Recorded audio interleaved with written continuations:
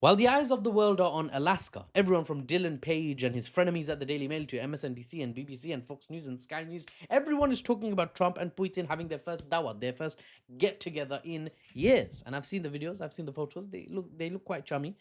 Now, while the world watches elsewhere, quietly, the US government is about to do something unprecedented. In Trump is an unprecedented president, if nothing else. The American government, I can't say government. The American government are in talks to buy a slice, a stake in Intel, America's biggest chip maker. And this is a hot story. It sounds nerdy, but bear with me. It's very interesting. This is the largest potential brewing conflict on Earth right now. Okay? And it starts here at the economics. America's biggest chip maker is Intel. You know that, when your laptop starts and it says Intel on the. I'm not gonna even look. Look, can you see it says Intel? It says Intel. Okay, it says Intel.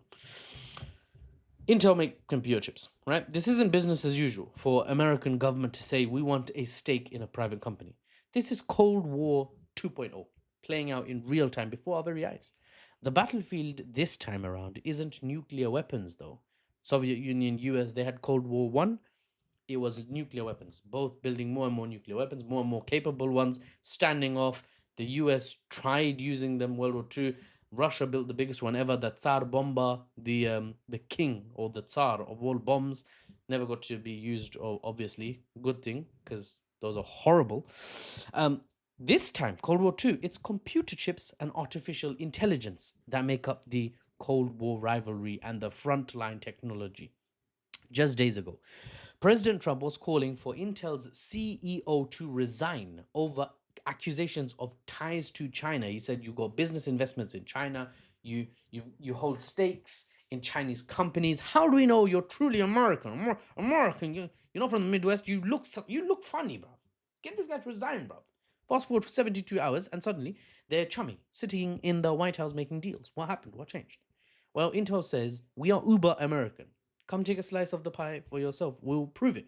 We have special offer for you. Not in that accent, definitely not. Now, to understand the gravity of what's going on here, America buying a slice of Intel, you need some backstory to understand how serious this is. You see, China is gaining ground fast in the chip race. Now, you might not even know there's a chip race going. You'll be like, Muffles, what are you talking about? Unless you watch Predictive History, this pop up channel that suddenly arrived, and Professor Jiang is out here dropping, amazing facts from Canada, socialism with Canadian characteristics, talking about Asimov's books. Bruv, Asimov's books. You're having a laugh, mate. My favorite book series. Anyway, bruv, for decades, since computers were even a thing, America has been number one. They design the best chips. They have Western supply chains that make the lithography machines that actually build the chips. And they have the fabricators that actually assemble them, called fabricators. They have factories that are called fabricators that actually make the chips. It's all in a nice, tidy, Western economic, blocky, loopy thing, right? It's all in the West, basically. Netherlands in Europe, Taiwan in East Asia, America smack in the middle where they love being. Center stage under the spotlight, even though I'm the one with the spotlights right now. Okay. So, God's sake, mate, behave. It's like a dog. But America are losing the lead after decades of being on top. You see, while America has been sleeping, or, slowing down, plateauing their progress, Chinese companies like SMIC are closing the technology gap. And what America relies on for chip advantage in terms of their chip factories, their fabricators, like Taiwan's TSMC, which is within the Western sphere of influence, remember. Some reports, whispers, don't say it too loud, but whispers from a handful of industry veterans say TSMC is in danger of leaking their secrets to the mainland. What? Muffles leaking their secrets? Yeah. Yeah, so America seems poised to step in, give state backing to the American chip companies. What they have accused China, by the way, of doing for years, saying it's unfair trade practices. Now America's like, no, we'll do it as well. Hey, that's unfair. That's illegal. But it's working, actually, I see. Can we do that? Can we do that as well? It's only illegal if the West doesn't do it, remember. Um, Intel stock jumped 7% when news broke that the American government, I can't say the word government, the American government may be stepping in and taking a slice. When they heard that, investors just were frothing at the mouth. Oh, the stability, the reliability of this business. Yes, because investors know what this means. You see, when your government steps in to directly fund a private company, and that government is flipping the US government, the stakes are existential. The company is likely to receive the royal treatment, and His Royal Highness Donny Boy isn't messing about. My assessment? This will be the first of many such moves by America under Trump and beyond. We're witnessing, you see, America's desperate attempt to maintain technological supremacy.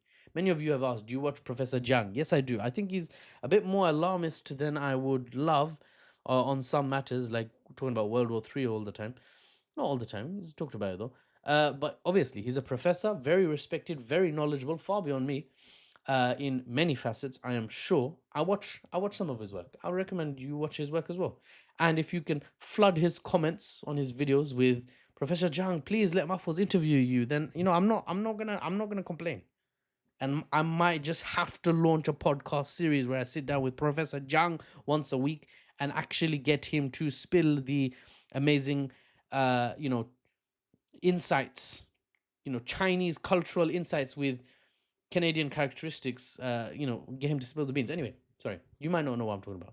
If you don't, sorry, look up on YouTube predictive history. It's a geopolitics professor essentially talking, spitting facts. Now, Intel's back to the topic. Intel's delayed Ohio factory suddenly becomes a national security priority. Intel becomes a golden boy, right? The company that once ruled Silicon Valley, by the way, by themselves as a private company, now needs Uncle Sam as a business partner because things are not looking good in the race. China is racing ahead, not racing ahead. They're racing to close the gap. America's still right at the front, okay? Now, unless America as a whole and American companies want to be overtaken by Zhongguo or Zhongguo, the Chinese state and its fast movers, they better start moving fast themselves. This isn't just about making faster processors, by the way, not just faster computer chips. If you've watched till the end here, you just spent, before we summarize, actually, it's not just about making faster processes, it's about building an ecosystem that's sustainable. See, America is becoming more isolationist, more protectionist. It's like squeezing in, it's pulling back into itself. If they do that and they estrange Netherlands, where the Dutch ASML company sits, where they make the ultraviolet lithography machines, why do I know so much about this? Where's my book called Chip War? Is it here? You want to know about computer chips? You want to know about the second Cold War and basically what's gonna be the main thing in the second Cold War? Go read this. Go read this. I wouldn't recommend it though. It's a read. It's a trek. It's very detailed. You want to know about Texas Instruments and Dutch ASML, which sounds like ASMR but way less cool. Oh, it's it's detailed. It's what the guy knows what he's talking about. Chris Miller, he knows what he's talking about. Um, so the Netherlands is pulling away from America. Taiwan is potentially pulling towards China, flirting with the idea of reunification. What would TSMC do in that situation?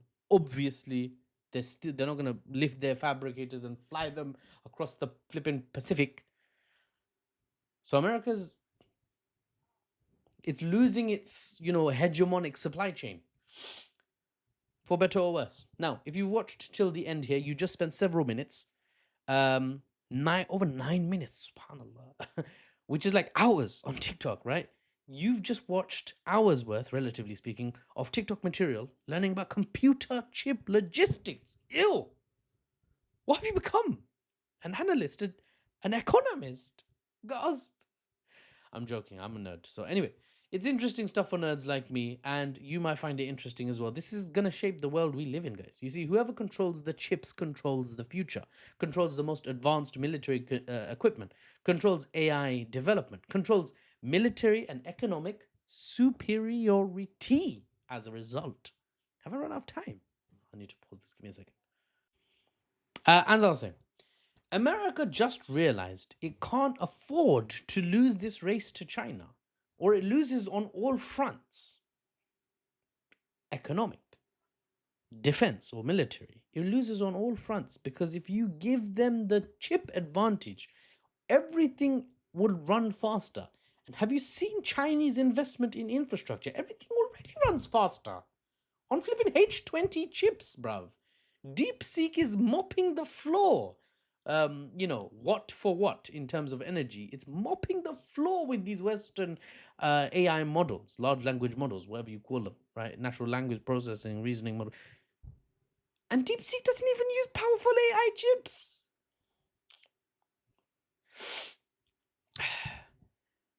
America just realized and they're taking action. But China realized years ago. So, for the old empire that is the US, for the superpower has been on its way down from their lofty sole superpower days, have they reacted fast enough? Or is it too late? Rome, after all, wasn't built in a day, but even mighty Rome collapsed when its time came. And it collapsed fast. It was like, oh no. What's that, brother? Brother, what that, brother? In a day, Rome was like pillaged, bruv. It's time, once again, that will tell what will happen to the mighty US of A, our modern day Roman Empire. And I'll be here to report to you the news and the analysis, unbiased and without the Western spin. Is my mic on? Yes, thank God. I can't go through this again. Guys, don't forget to like and, heart and comment supportively. Let me know where you're watching from. Do all the support things, please. This algorithm is not doing me any favors, okay? I'm not a woman. I'm not dancing. I'm not singing. I'm not dropping the latest beat. I'm not doing a prank on someone at KFC or whatever nonsense, right? I'm just some guy sitting in his room spitting facts. And unfortunately, the algorithm doesn't like that, especially when I talk about politics. So help me. Please, sir. And also subscribe to my YouTube channel. Seriously, that's actually really important. I know loads of people. I made a video just was it a couple of days ago? I made a video a couple of days ago where I was like, I might have to call it a day on TikTok. And people were like, no, don't leave. You're so important. Da da da da da. What? Oh really? Oh really? Am I so important? Go subscribe to my YouTube then. If you want to stay connected, go subscribe to my YouTube. What? I thought it was important. You can't open up YouTube, type in Mahfouz Talukder 25 or Mahfouz Geopolitics. Mahfuz Geopolitics. If you can't spell that, you shouldn't be watching these videos, to be honest. Yeah. Put your not even put your money where put your actions where your claims are. Yeah? I expect a sharp uptick in my subscriber count on YouTube soon, yeah? It's the least you can do for me, no? আশ্চর্য, unbelievable. এরা সবই চায় but দেওয়ার সময় নাই. I just said in Bengali, they want everything but they're not willing to give anything. Which is not true. You guys are very supportive by and large, but please do subscribe to my YouTube. It means a lot to me, and I want to grow there and build out more conversational, more detailed videos where I can meander and I can talk. I can really let a topic breathe. I can bring on guests, potentially Professor Zhang. Seriously, honestly, I might even consider flying out to Canada if he would agree. It's that bad. He's amazing.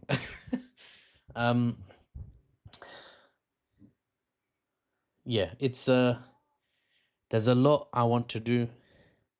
I need your help. I need you guys to help me, please, in every way, in any way that you can, except making a website. I've already got a lot of offers for that. I'm working on it. I will start adding call to actions at the end of my videos and mention the topic of the call to action at the start of my video, so you can skip to the end and check if the call to action is something you can help me with, if you want to help me.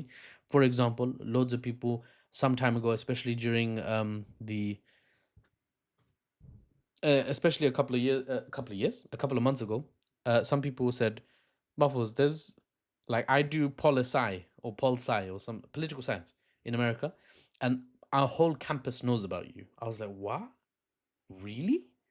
And they're like, yeah, our whole campus knows about you. You see, I would love to be able to speak to political science students, and even more, I would love to be able to speak to lecturers.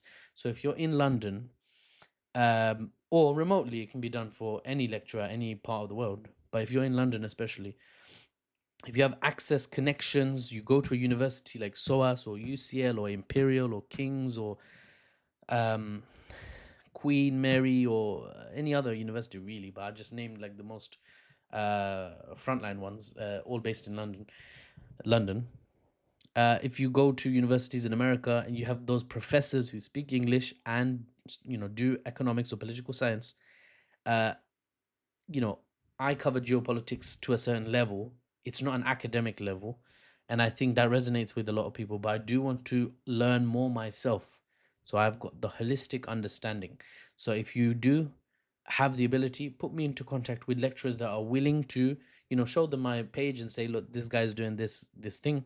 I would love to learn from people, hear their opinions, maybe even jump on a podcast with them. I want to start a podcast, interview people, speak to them, because the questions I have with the geopolitical understanding and knowledge that I have not seen a single person have that and then direct it towards knowledgeable academics. So I could ask those questions, we could get some solid answers, and we could package it into something that really would inform the people. So help me out. See you on the next one.